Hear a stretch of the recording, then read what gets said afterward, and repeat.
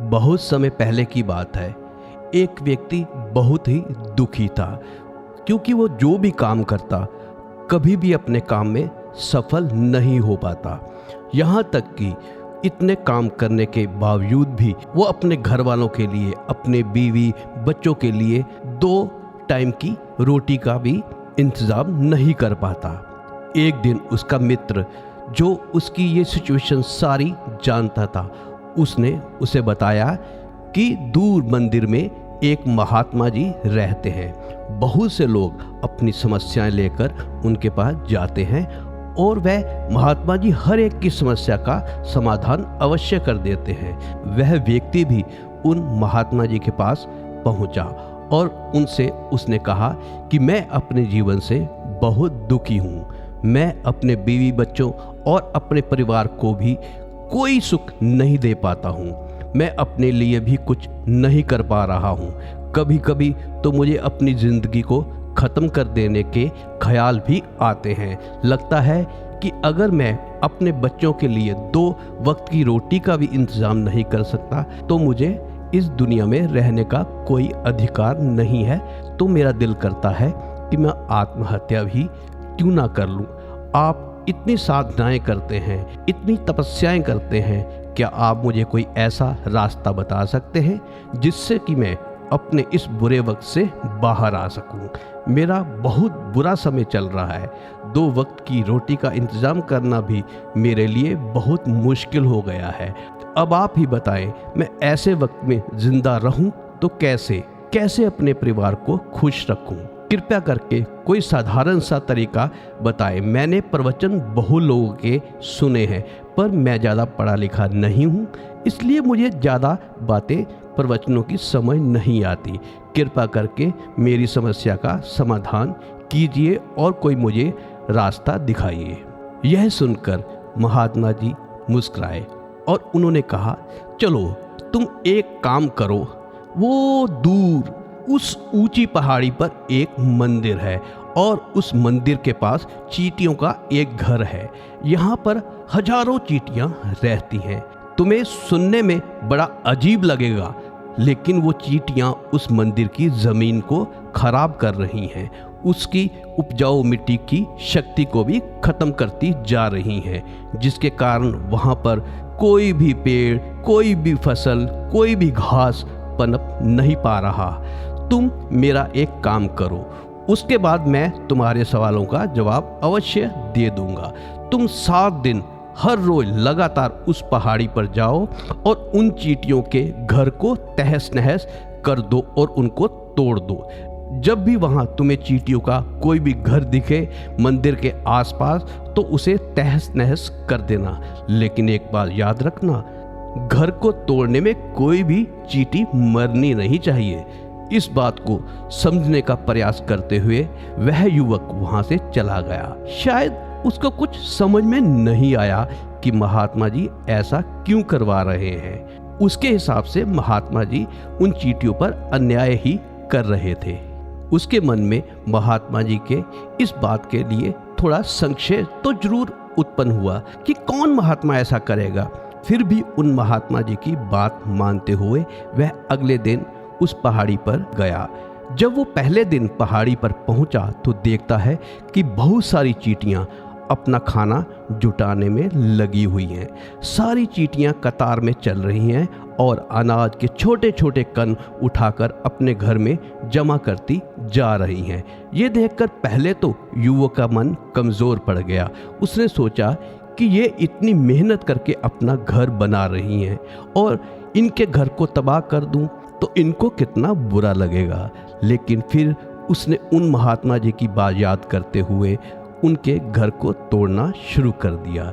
जल्द ही चींटियों में हाहाकार मच गया और वो इधर उधर भागने लगी। पहले तो वो कतार में चल रही थी, अब वो इधर उधर बिखर गई और अपनी जान बचाने के लिए भागने लगी। थोड़ी देर में ही उनका पूरा घर उस युवक ने तहस नहस कर दिया। सारी चींटियां इधर उधर छुपने के लिए भाग चुकी थी। ये करने के बाद वो युवक मन ही मन दुखी भी हुआ और अपने घर लौट आया। उसका मन बहुत परेशान था और साथ ही साथ दुखी था और पश्चाताप से भी भरा हुआ था। जब रात को वो अपने बिस्तर पर लेटा तो मन ही मन सोचने लगा कि शायद आज उसने बहुत पाप कर दिया है, और फिर उसने सोचा कि उन चींटियों का घर तो तबाह हो ही चुका है, अब वहाँ वापस जाने से क्या होगा, क्योंकि चींटियों का घर तहस नहस करने के लिए महात्मा जी ने कहा था वो तो मैं कर ही चुका हूँ। लेकिन फिर कुछ सोचकर अगले दिन उसने फिर से जाने का निश्चय किया। अगले दिन सुबह सुबह उठकर वो वापस उस पहाड़ी पर पहुंचा। पहाड़ी पर पहुंचकर वो उसी जगह पर पहुंचा तो बहुत हैरान हुआ जहां पिछले सुबह उसने उन चींटियों का घर तहस नहस कर दिया था। लेकिन वो देखकर हैरान हो गया कि उन चींटियों ने फिर से अपना घर उसी जगह पर दोबारा बना लिया था। अब वो फिर से अपने घर का सामान इकट्ठा करने में जुटी हुई थी। उस आदमी को देखकर लगा कि चींटियां भी कितनी मूर्ख हैं। इनको पता है कि कल ही इनका घर इसी जगह पर तबाह कर दिया गया था। उसी जगह पर उन्होंने अपना नया घर फिर से बनाना शुरू कर दिया। यह सोचकर वो आदमी मन ही मन उन चींटियों पर हंसने लगा। लेकिन फिर से उनको उन महात्मा जी की बात याद आई तो उसने दोबारा उन चींटियों के घर को तबाह करना शुरू कर दिया। फिर उन चींटियों में हलचल मच गई और थोड़ी देर में ही वो चींटियां इधर उधर जान बचाने के लिए भागने लगी। कुछ ही देर में उनका घर दोबारा फिर से नष्ट हो चुका था। उस युवक को एक युक्ति सूझी। उसने और अच्छी तरह से उनका घर तबाह किया। जब घर बिल्कुल तबाह हो गया तो उसने जाने से पहले उस जगह पर ठंडा पानी भी डाल दिया ताकि वहां पर अपना घर कल चींटियां बनाने के लिए ना आ पाए। इस तरह वह अपना कार्य पूरा करके युवक अपने घर लौट आया।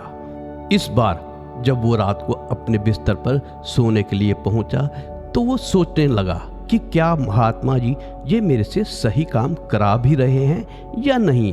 क्या किसी का घर तबाह करना सिद्ध पुरुष को शोभा देता है? क्या हो अगर वो महात्मा सिद्ध पुरुष हो ही ना और मेरे मित्र ने ये मुझसे गलत ही कहा हो? क्या होगा अगर वो मुझे बेवकूफ़ी बना रहे हों? लेकिन फिर उसने निश्चय किया कि नहीं, इस बार मैं अपना कार्य पूरा अवश्य करूंगा जो महात्मा जी ने मुझे कहा है। उसके बाद अगले दिन सुबह उठकर फिर से उस पहाड़ी की ओर निकल गया। पहाड़ी पर पहुंचकर वह उसी जगह पर पहुंचता है यहाँ पर उसने उनके घर को तबाह करके और वहाँ पर ठंडा पानी भी डाल दिया था।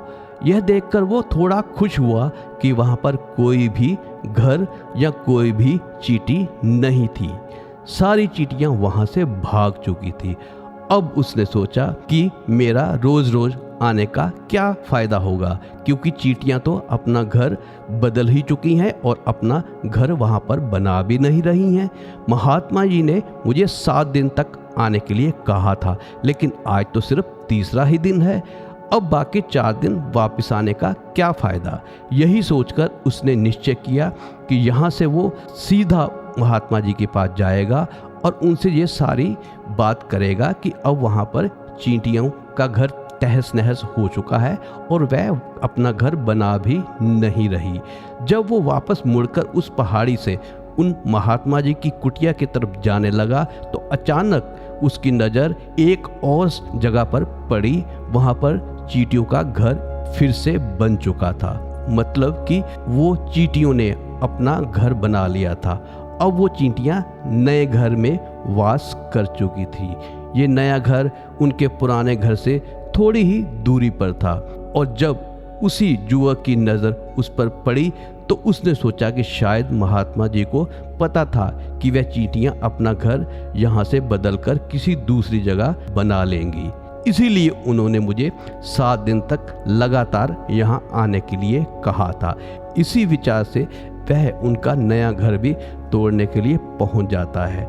यहाँ वो पहुंचा तो चींटियाँ उसी तरह से अपने कार्य में लगी हुई थी। वो अपने लिए खाना इकट्ठा कर रही थी, अपने घर में जमा भी कर रही थी। जब पुराना घर टूटा था वहाँ भी अनाज के कण बचे हुए थे और चींटियाँ वहाँ से भी अनाज इकट्ठा करके अपने नए घर में लेकर आ रही थी। और युवक ने एक बात और भी नोट की कि इस बार चींटियों का घर और भी खूबसूरत और भी मजबूत बना हुआ था और वह चींटियां और भी शिद्दत से अपना घर बनाने में लगी हुई थी। इस बार उसका मन थोड़ा कमजोर पड़ गया, इसलिए उसके मन में उन चींटियों के प्रति दया का भाव उमड़ पड़ा। उसको उन पर दया आ रही थी। वह चाहता था कि उनकी मदद करे, लेकिन वो उल्टा उनको नुकसान पहुंचा रहा था। लेकिन उस महात्मा जी की बातों को याद करके उसने फिर से उस घर को तोड़ने का निश्चय किया। उसने इस बार बड़ी ही सावधानी के साथ बिना किसी चींटी को कोई नुकसान पहुंचाए वो घर तबाह करने में लग गया।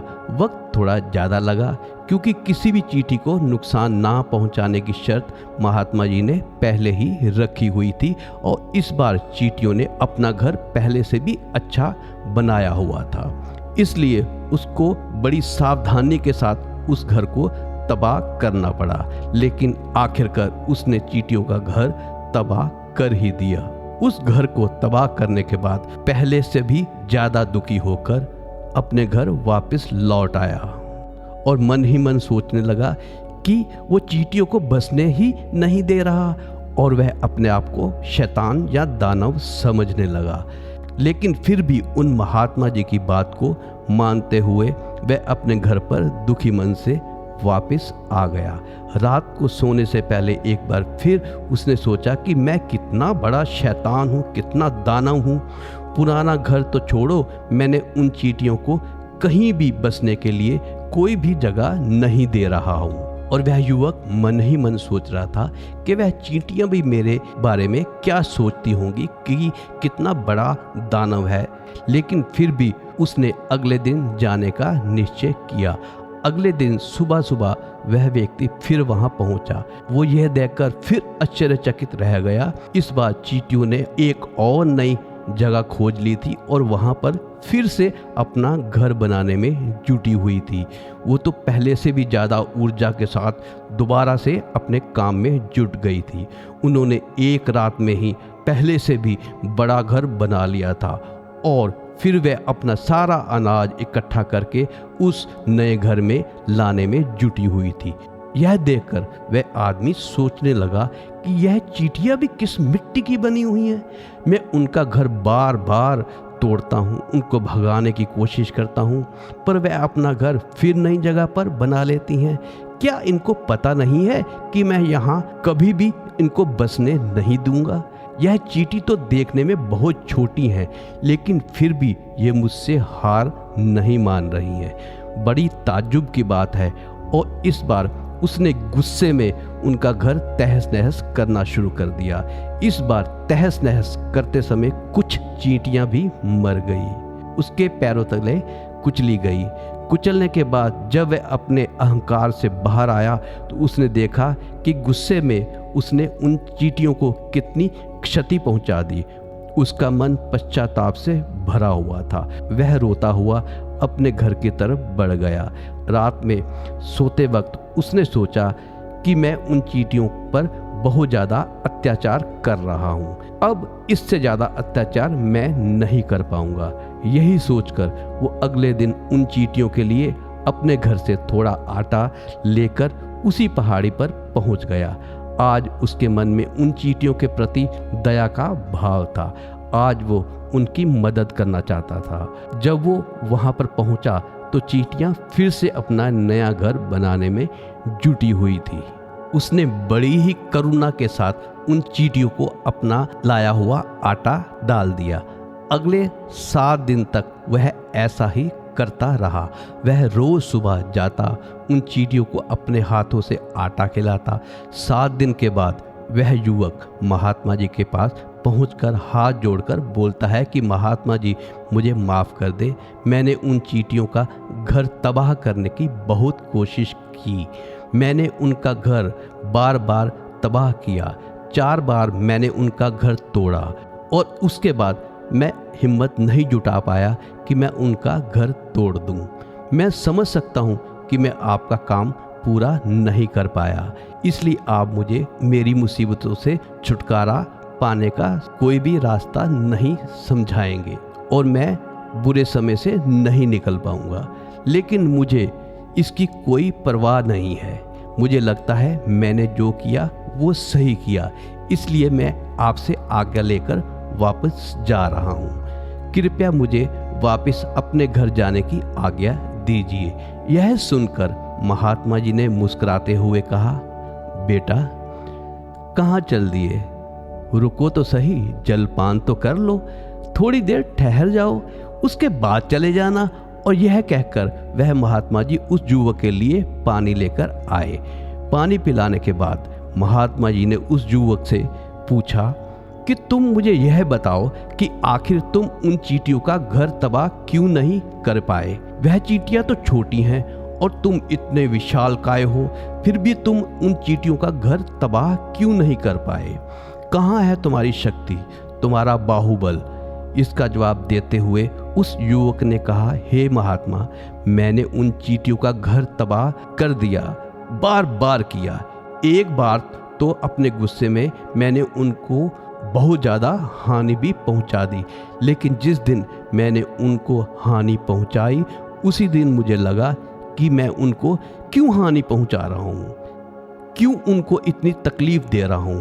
उस दिन मैंने उनको क्षति पहुंचाने की बजाय, नुकसान पहुंचाने की बजाय उनकी सहायता करनी शुरू कर दी और उनके लिए आटा ले जाना शुरू कर दिया। यह बात सुनकर महात्मा जी ने कहा, यही तो सीखने की बात है। एक छोटी सी चींटी से भी हम जीवन का संदेश ले सकते हैं। मैंने तुम्हें उन चींटियों का घर तबाह करने के लिए नहीं भेजा था, मैंने तुम्हें भेजा था ताकि तुम उन चींटियों से कुछ सीख सको। तुम्हें क्या सीख मिली उन चींटियों से, क्या मुझे बता सकते हो? यह सुनकर उस युवक ने पूरी कहानी बयां कर दी। पूरी कहानी सुनाने के बाद महात्मा जी मुस्कुराते हुए कहने लगे, बेटा पहली सीख जो उन चींटियों से ले सकते हो वह यह है कि तुमने कितनी ही बार उनका घर तोड़ने की कोशिश की, कितनी ही बार प्रयास किया उनके घर तबाह हो जाएं, लेकिन वह अपना घर फिर दोबारा से बनाने में जुट जाती थी और भी ज़्यादा त्वरा से अपना घर बनाने में लग जाती थी।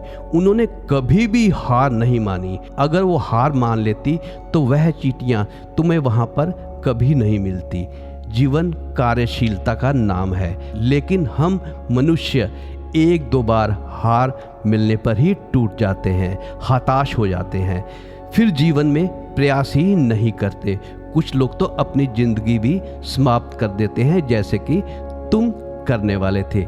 लेकिन इन छोटी छोटी चींटियों, जानवरों में तुमने एक खास बात देखी होगी कि वह अपना जीवन कभी भी समाप्त नहीं करते। आज तक मनुष्य के अलावा दुनिया पर कोई ऐसा जीव नहीं है जिसने कभी आत्महत्या की हो या करने की सोची हो। तुमने कभी नहीं सुना होगा कि किसी जानवर ने आत्महत्या कर ली, चाहे वो जानवर कितना भी भूखा क्यों ना हो, कितना ही दुखी क्यों ना हो, लेकिन वो अपने जीवन के लिए हमेशा संघर्ष करता रहता है। लेकिन वहीं दूसरी तरफ हम मनुष्य एक दो बार हताश होने के बाद अपना जीवन खत्म करने की सोचने लगते हैं। जीवन तो कर्मशीलता है, कर्म करने का नाम है। इसीलिए मृत्यु से पहले कर्म करना कभी मत छोड़ना, क्योंकि मृत्यु के बाद तो तुम परम विश्राम में चले ही जाओगे। तो उससे पहले कर्म करना क्यों छोड़ रहे हो, क्यों हताश हो रहे हो? अगर तुम्हारा एक घर टूट गया है तो दूसरा घर बनाने का प्रयास करो। एक काम नहीं हो पा रहा तो दोबारा से उस काम को और भी ज़्यादा त्वरा से करने लगो, नहीं तो कोई और काम करने की कोशिश करो। और कोशिश करने वालों की कभी भी हार नहीं होती।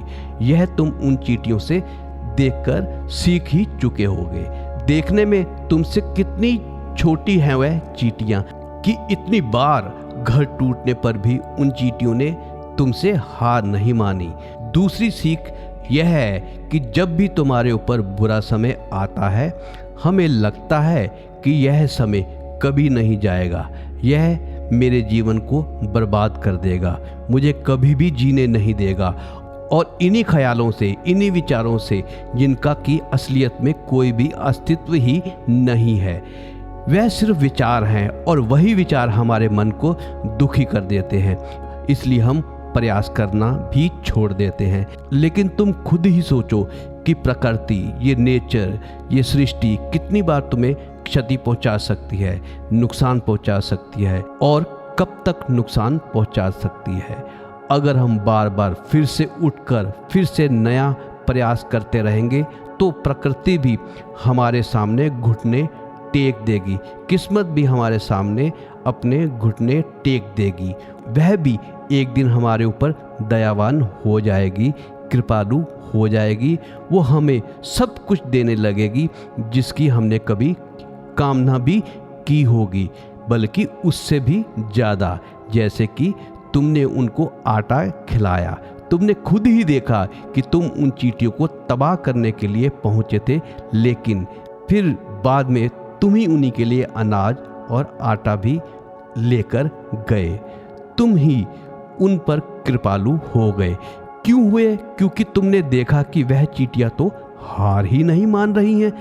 इसी तरह अगर तुम भी अपने जीवन में कभी हार नहीं मानोगे तो एक ना एक दिन यह प्रकृति तुम्हें वह सब कुछ देगी जो भी तुम जीवन में पाना चाहते हो। इसलिए 2 सीख याद रखो कि कर्मशीलता से कार्य हमेशा करते रहो, और दूसरा यह है कि एक ना एक दिन प्रकृति तुम्हारे उन कर्मों का परिणाम फल तुम्हें अवश्य देगी और तुम पर अपनी दया बरसाएगी। एक ना एक दिन तुम अवश्य कामयाब होगे। तो दोस्तों, उस युवक को भी यह बात समझ आ गई और वह फिर से नई त्वरा से, नई एनर्जी से जिन कामों में वो असफल हुआ था उन कामों में दोबारा जुट गया। यह सीख चींटियों से लेकर कि अब मैं भी हार नहीं मानूंगा। यही सीख हम सबको भी लेनी चाहिए और कभी भी जीवन में हताश नहीं होना चाहिए, असफलताओं से घबराना नहीं चाहिए। बुरा समय तो आखिर बीत ही जाना है। धन्यवाद दोस्तों। अगर इसी तरह की और भी मोटिवेशनल स्टोरीज आप सुनना चाहते हैं तो आप चैनल को सब्सक्राइब भी कर सकते हैं। धन्यवाद। जय हिंद, जय भारत।